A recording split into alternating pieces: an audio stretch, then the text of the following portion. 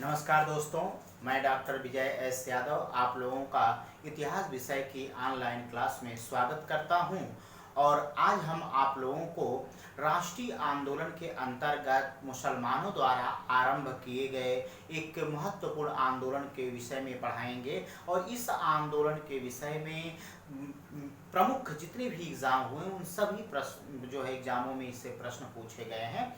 तो आइए आज हम आप लोगों को पढ़ाएंगे खिलाफत आंदोलन के विषय में। तो देखिए मित्रों, ये खिलाफत आंदोलन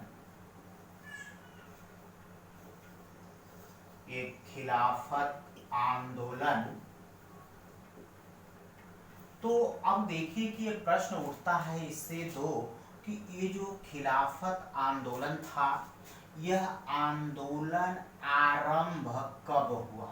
यानी यह आंदोलन ये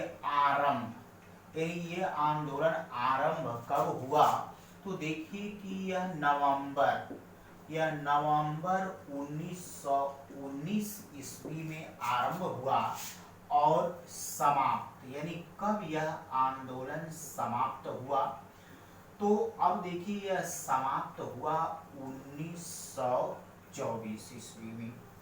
अब देखिए कि इस आंदोलन का, खिलाफत आंदोलन का कारण क्या था, यानी ये आंदोलन क्यों चलाया गया। तो सबसे पहले देखिए मित्रों कि जब महात्मा गांधी दक्षिण अफ्रीका से भारतीयों पर लगाए गए एशियाटिक रजिस्ट्रेशन एक्ट और गिरमिटिया प्रथा के मजदूरों से लिया जाने वाला जो टैक्स था उसे समाप्त करवाने के बाद जब 1915 में आए स्वदेश, तो उस समय प्रथम विश्व युद्ध 1914 में आरंभ हो चुका था।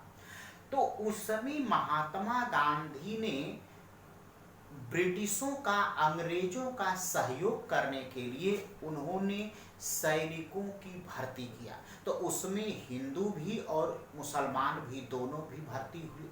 तो उस समय भारतीय मुसलमानों ने कहा कि हम लोग सहयोग करेंगे, लेकिन तुर्की, तो ब्रिटेन मित्र राष्ट्रों में था और तुर्की धुरी राष्ट्रों में था, तो विजय हुई थी मित्र राष्ट्रों की। तो अब उस समय ये भारतीय मुसलमानों ने कहा कि हम लोग तो आपका सहयोग करेंगे, मित्र राष्ट्रों का सहयोग करेंगे, लेकिन मित्र राष्ट्र में ब्रिटेन भी है और यह ब्रिटेन अगर विश्व युद्ध में, प्रथम विश्व युद्ध में विजेता हो जाएगा तो उसके बाद वह तुर्की पे हस्तक्षेप नहीं करेंगे और न ही वहाँ के इस्लामिक परंपरा कानून में कोई हस्तक्षेप करेंगे। लेकिन मित्रों, जब 1918 में प्रथम विश्व युद्ध समाप्त हो गया, तो समाप्त होने के बाद अब इस अंग्रेजों ने अब तुर्की ऑटोमन साम्राज्य का विभाजन कर दिया और साथ ही साथ वहां तुर्की में जो खलीफा का पद था उसे उन लोगों ने समाप्त कर दिया, यानी हस्तक्षेप कर दिया। इससे भारतीय मुस्लिम नाराज हो गए और नाराज होकर के अब इन लोगों ने अब यह आंदोलन, यानी अंग्रेजों के विरुद्ध भारत में आंदोलन करने के लिए खिलाफत कमेटी लोगों ने गठित किया। तो अब देखिए कि ये तो कारण हमने बताया। अब देखिए कि ये जो खिलाफत कमेटी, अब देखिए ये गठित की गई और यह खिलाफत कमेटी का, अगर हम लोग इस कमेटी का गठन देखेंगे कि इसका गठन कब किया गया, तो यह सितंबर, यानी यह सितंबर 1919 ईस्वी में गठन इसका किया गया खिलाफत कमेटी का। और इस खिलाफत कमेटी के सदस्य किसको किसको बनाया गया, तो अब देखिए कि इस कमेटी के जो सदस्य थे इसमें अली बंधु, ये अली बंधु, अब इस अली बंधु में यानी कि मौलाना मोहम्मद अली और उनके भाई शौकत अली, तो इन्हीं लोगों को कहा जाता अली बंधु के नाम से जाना जाता है। अब देखिए कि मौलाना अबुल कलाम आजाद, ये अबुल कलाम आजाद यानी अबुल कलाम। तो देखिए कि यानी खिलाफत कमेटी के सदस्य कौन कौन थे, तो अली बंधु, अबुल कलाम आजाद थे, अली बंधु में मोहम्मद अली और शौकत अली। इसके साथ साथ अब देखिए कि हकीम अजमल खान, हकीम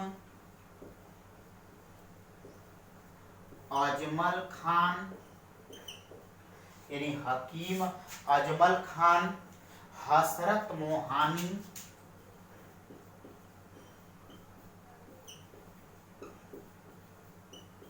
हसरत मोहानी एवं डॉक्टर अंसारी, तो अब देखिए मित्रों कि इस खिलाफत कमेटी के जो सदस्य थे, तो ये सदस्य अली बंधु, मोहम्मद अली और शौकत अली, अबुल कलाम आजाद, हकीम अजमल खान, हसरत मोहानी एवं डॉक्टर अंसारी, ये लोग कमेटी के सदस्य बने कि हम लोग अब जो है कि अंग्रेजों का खिलाफ, उनके विरोध में कार्य करेंगे। अब तक हम लोगों ने उनके सहयोग में कार्य किया, अब हम लोग सहयोग नहीं करेंगे। और इस तरह से इस खिलाफत कमेटी का गठन सितंबर 1919 में किया गया। अब मित्रों देखिए कि दिल्ली में,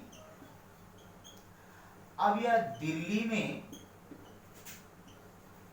ये 23 नवंबर 1919 ईस्वी को ये महात्मा गांधी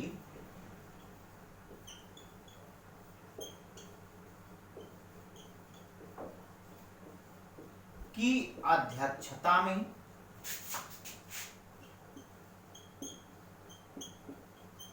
खिलाफत कमेटी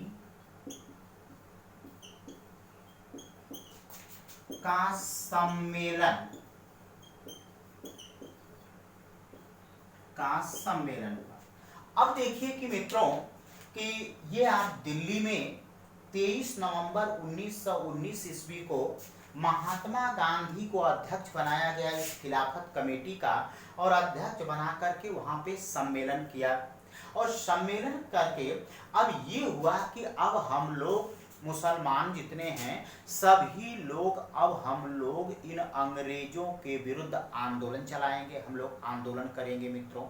तो इस तरह से महात्मा गांधी और अबुल कलाम आजाद ने भी कहा कि हम लोग आंदोलन आप लोग चलाइए, हम लोग साथ देंगे। यहाँ तक कि महात्मा गांधी ने कहा कि आप लोग आंदोलन आरंभ करिए, हम साथ देंगे आप लोगों का। यहाँ तक कि जो हिंदू हैं उन हिंदुओं को भी हम आह्वान करेंगे, आप लोग खिलाफत आंदोलन चलाइए और हम अब अंग्रेजों के विरुद्ध असहयोग आंदोलन का आरंभ करेंगे। तो इस तरह से मित्रों ये खिलाफत आंदोलन का आरंभ हुआ। अब देखिए कि ये जो खिलाफत आंदोलन है, इस खिलाफत आंदोलन का नेतृत्व यानी इसका नेतृत्व किसने किया था, तो नेतृत्व करने वाले यानी मोहम्मद अली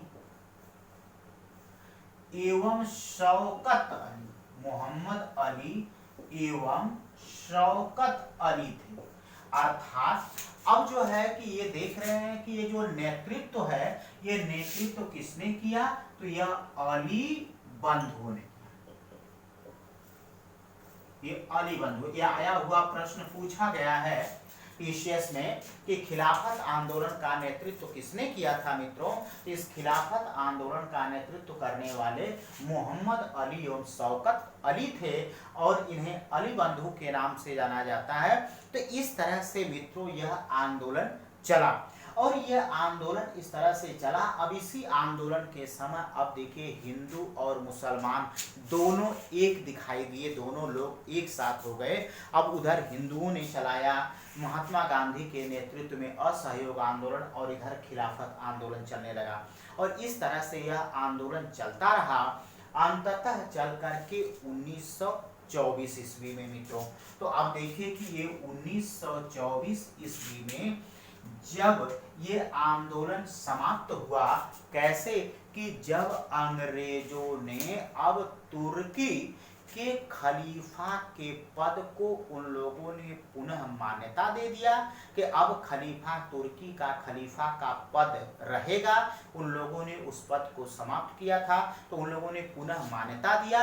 और कमाल पाशा को, तो देखिए कि अब जो है कि एक कमाल पाशा, यानी एक कमाल पाशा, और इस कमाल पाशा को खलीफा बनाया गया वहां का। तो खलीफा, ये जानते हैं कि देखिए कि आप लोग थोड़ा सा अगर मध्यकाल में चलेंगे, खलीफा किसे कहा जाता है, तो इस्लामी दुनिया का जो सबसे प्रमुख होगा, प्रधान होगा, मुखिया होगा, उसे खलीफा कहा जाएगा। तो देखिए कि जब देश में ये मुसलमान नहीं आए थे, उससे पहले जब पैगंबर मोहम्मद साहब थे, तो देखिए कि एक क्रम होता है। पैगंबर उसे कहा जाता है जो अल्लाह का प्रतिनिधि हो इस धरती पर, कि अल्लाह नहीं है लेकिन अल्लाह के कार्यों का निर्वहन करेगा, तो उसे कहा गया पैगंबर। और पैगंबर, जब पैगंबर मोहम्मद साहब थे, जब उनकी 632 में मृत्यु हो गई, तो उसके बाद कोई पैगंबर नहीं हुआ। उसके बाद ये हुआ कि अब पूरे खलीफा होंगे, यानी जो पैगंबर का इस धरती पर प्रतिनिधि होगा, पैगंबर के बाद उसका स्थान होगा, वही खलीफा कहा जाएगा। और खलीफा के दिए हुए निर्देशों का पूरे इस्लामी दुनिया में सभी लोग पालन करेंगे। तो उसी तरह से तुर्की के खलीफा थे, तो ये तुर्की का खलीफा बनाया गया, एक कमाल पाशा को बनाया गया। और एक कमाल पाशा जब ये तुर्की के खलीफा को नियुक्त किया गया, उसके बाद 1924 ईस्वी में ये मुसलमानों ने इस खिलाफत आंदोलन को समाप्त किया था मित्रों। तो इस तरह से आपने देखा कि यह खिलाफत आंदोलन था। तो इसमें देखिए कि ये प्रश्न आए हुए हैं, पूछे भी गए हैं कि खिलाफत आंदोलन का नेतृत्व किसने किया था, तो मोहम्मद अली एवं शौकत अली बंधुओं ने किया था। अब देखिए इस खिलाफत आंदोलन का सम्मेलन कहाँ हुआ था, तो अब इसका सम्मेलन दिल्ली में हुआ था। और इसकी अध्यक्षता किसने की थी, तो 23 नवंबर 1919 को महात्मा गांधी ने किया था। ये भी प्रश्न आया है, खिलाफत आंदोलन की शुरुआत कब हुई, तो यानी नवंबर 1919 में। खिलाफत आंदोलन समाप्त कब हुआ, तो 1924 ईस्वी में। ये भी पूछा गया है कि खिलाफत आंदोलन के बाद तुर्की का खलीफा किसे नियुक्त किया गया था, तो कमाल पाशा को नियुक्त किया। इस तरह से और क्रम में भी पूछा गया है।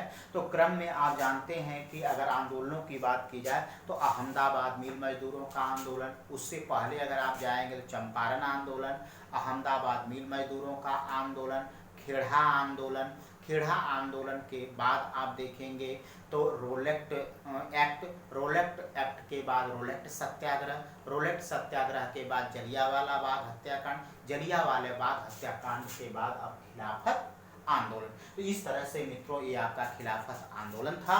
और मैं उम्मीद करता हूं कि आप लोगों के लिए बहुत ही महत्वपूर्ण ये टॉपिक है और समझ में भी आया होगा।